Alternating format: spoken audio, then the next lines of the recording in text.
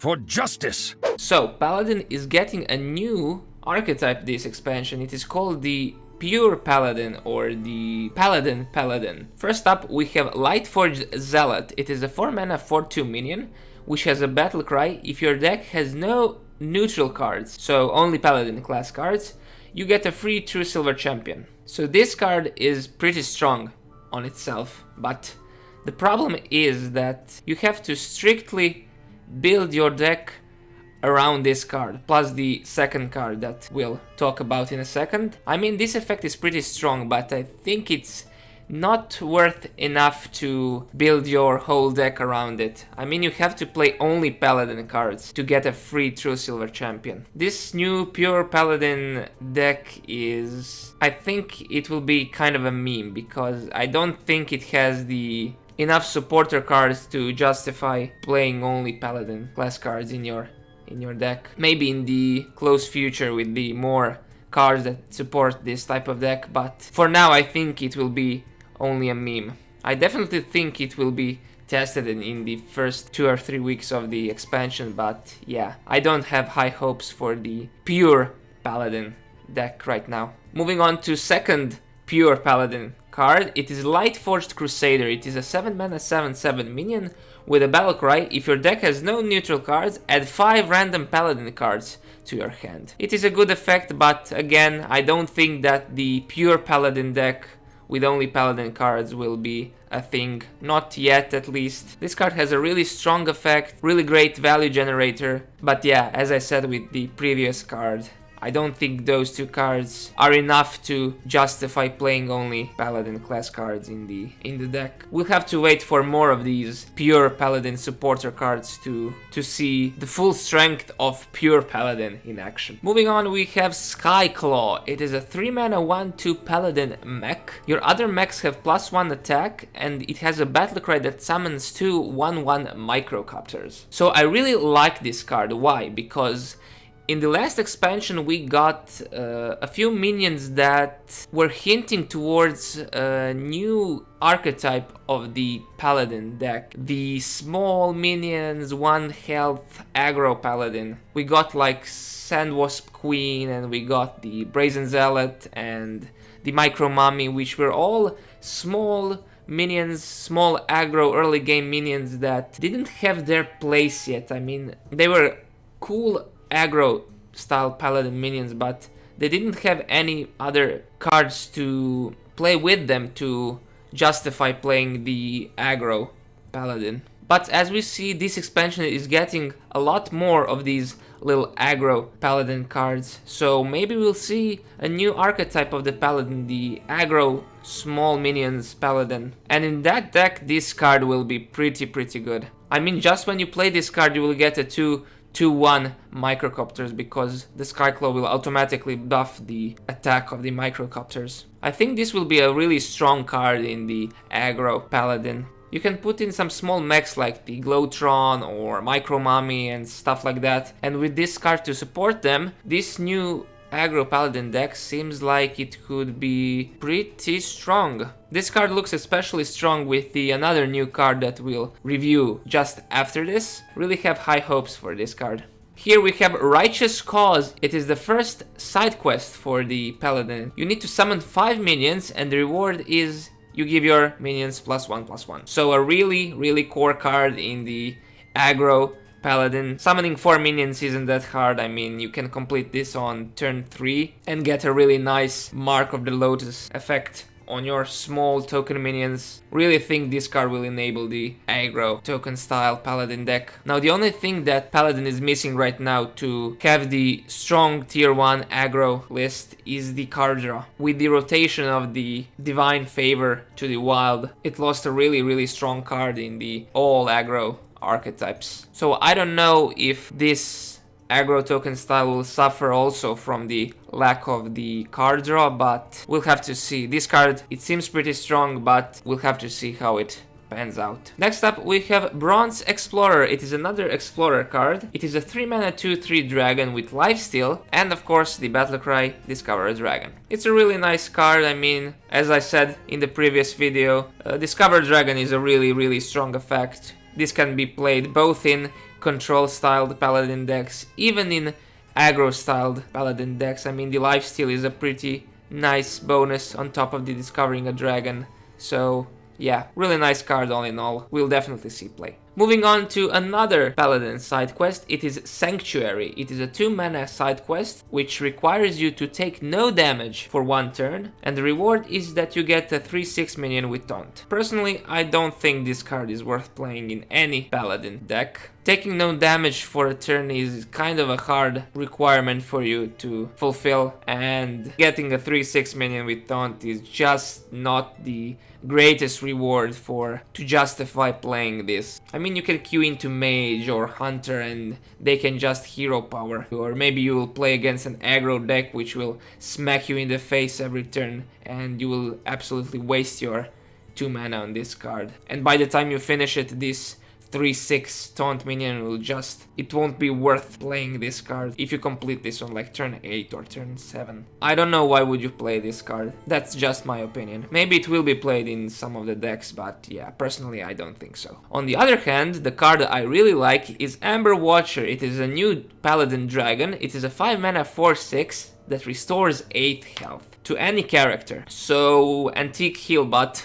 just got power creeped. Yeah, really strong dragon, will definitely be played in the control styled Paladin deck. Restoring 8 health for 5 mana and getting a 4/6 body on the board is really strong. Really great control Paladin card. Will definitely see play in some form of the control Paladin, Dragon Paladin. Really powerful card. Moving on to Paladin Legendary. It is Dragon Rider Talritha, or Talritha. It is a 3 mana 3/3 which has a death rattle. Give a dragon in your hand +3/+3 and it gains this death rattle. So of course this card will be played in the Dragon Paladin. Really nice flavor of the card, like you defeat her dragon and she just jumps onto another dragon, giving it her stats. I would compare this card to the Paladin legendary weapon Valanir. Only difference is that this card could be potentially silenced. You would lose all the value. But yeah, if you get like 2 or 3 triggers of this death rattle, you will get a lot of value. So really strong card in the Dragon Paladin. Don't have anything more to say about this card. Yeah, it's just a really good Dragon Synergy legendary card. Speaking of Dragon legendary cards, we have the second legendary. It is Nosdormu the Timeless. Yes, we got another Nosdormu, and it has a pretty juicy battle cry. You set each player's mana crystals to 10. And it is a 4 mana 8/8. It is kinda awkward to play this card because your opponent will actually get to play his 10 mana crystals first, so he will drop his big minion first on the board and you will have to catch up, but you have a 4 mana 8/8 on the board to negate that. I can actually see this card being played in some kind of big Paladin or dual Paladin.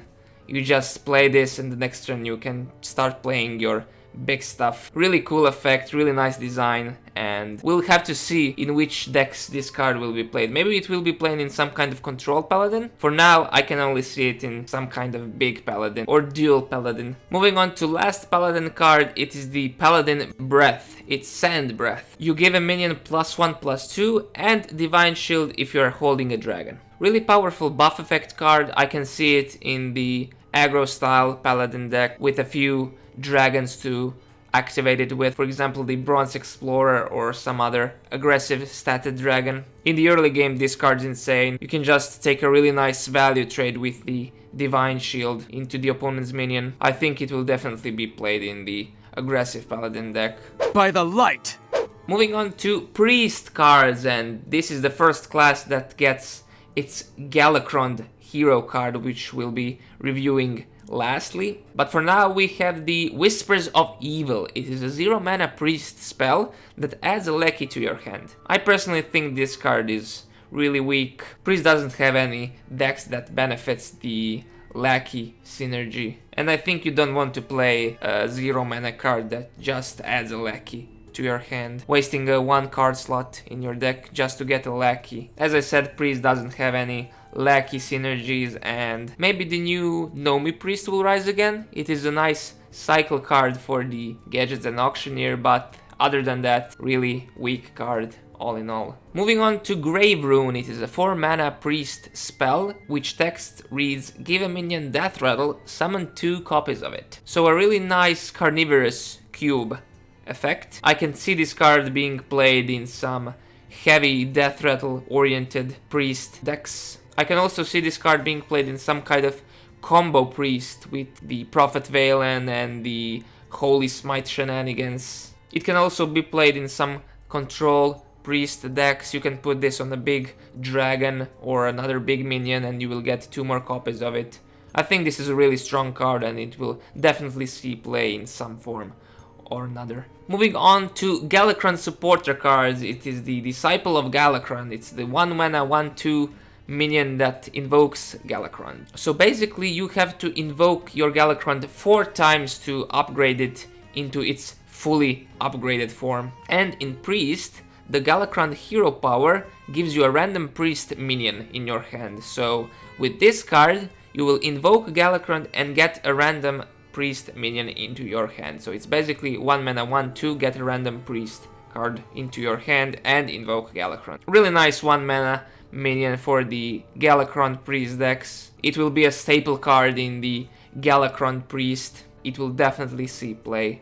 Really strong card. Moving on to first priest legendary, it is the legendary dragon Murazond the Infinite, which has a battle cry, play all cards your opponent played last turn, and it's an 8 mana 8/8. So this is actually a really strong card. So basically you replay your opponent's last turn and get a free 8/8. Really insane card, will definitely see play in all controlled priest decks and in Galakron priest. It's just a really strong card. Moving on to Chrono Breaker, it is a 5 mana priest dragon. It's a 4/5 and it has a death rattle. If you are holding a dragon, you deal 3 damage to all enemy minions. So this card is really strong, in particular with the Grave Rune card we reviewed a few moments earlier. This card will be really strong against the aggro oriented decks. Your opponent has to ignore it or it has to kill it and destroy its own board. Really strong card, it will definitely see play in the dragon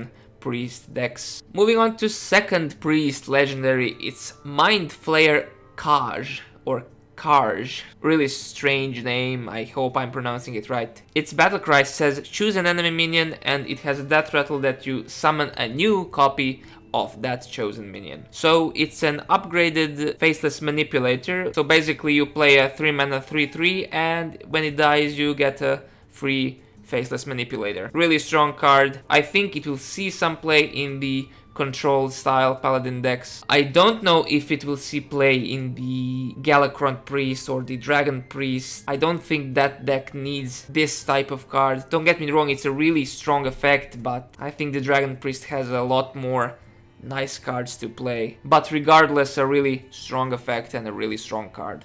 Moving on to Priest Dragon Breath, it is the Breath of the Infinite. You deal 2 damage to all minions and if you're holding a dragon you will only damage the enemies. Actually, I think this card is pretty underwhelming when compared to the other breaths. In its basic form it's the Volcanic Potion and when you hold a dragon it is kinda like Demon Wrath. Honestly, I'm not sure if this card will even be played in the Galakron Priest. It's a fair card, it is a good card, but it doesn't seem that strong to be worth playing in a deck. I'm sorry, Breath of the Infinite, but I don't have high hopes for you. Next up, we have Envoy of Lazul. Its battlecry says look at 3 cards and you need to guess which one is in your opponent's hand to get a copy of it. So it's basically kind of like Curious Glimmerroot. So when you get to guess, the 1 card will be, of course, in your opponent's hand and the other 2, as I heard, will be in your opponent's deck. So you will basically see the 3 cards your opponent has in their deck plus the one that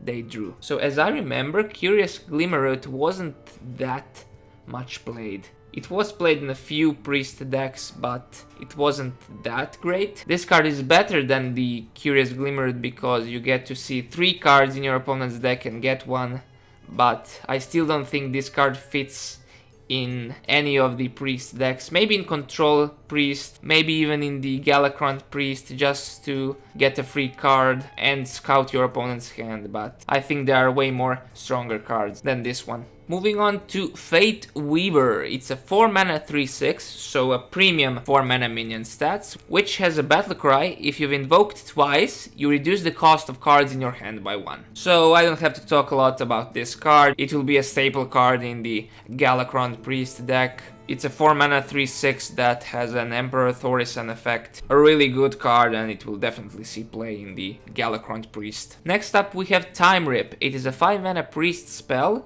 Destroy a minion and invoke Galakron. So a really nice removal spell for the Galakron Priest deck. You also get to invoke Galakron, and you also get a random priest minion in your hand. It will definitely see play in the Galakron Priest. I don't think it will be played in any other priest deck, but in Galakron Priest, one of the staple cards. And last but certainly not least for the priest class, we have the Galakron the Unspeakable. It's a 7 mana hero card, it gains 5 armor, and it has a battle cry which destroys 1 random enemy minion. So in particular with this Galakron you need to invoke twice to get him to his second form, which destroys 2 random enemy minions, and when you invoke him 2 more times, so in total 4 times, you will destroy 4 random enemy minions, and you will also equip a 5/2 weapon, so basically an Arcanite Reaper. And his hero power is 2 mana, add a random priest minion to your hand. So in my opinion this is one of the stronger Galakron cards that are coming out. Really strong value generating hero power, destroying enemy minions is always pretty good, a really great control card. The Galakron Priest deck will be definitely one of the stronger decks, I feel. Really great control deck. It seems really strong. Here we go. Next up on the list is Rogue, and the Rogue is also getting a Galakron hero card, about which we are going to talk later on. But first, we have Bloodsail Flybooter. It is a 1 mana 1/1 pirate, which has a battle cry that adds 2 1/1 pirates to your hand. So in my opinion this is a really strong 1 mana early game minion. Really nice combo activator. It's also a really good card for the aggro rogues out there, or tempo rogues rather. I don't know if Pirate Tribe is that important, but it's a really strong early game rogue card and it will definitely see play in some form or another. Next up we have Stowaway. It's a 5 mana 4/4 rogue minion, which has a battle cry. If there are cards in your deck that didn't start there, you draw 2 of them. So this is a card that you kinda build your deck around it. In any other rogue deck you wouldn't play this card. This card has synergy with the cards such as Academic Espionage. You play your Academic Espionage and you play this little guy to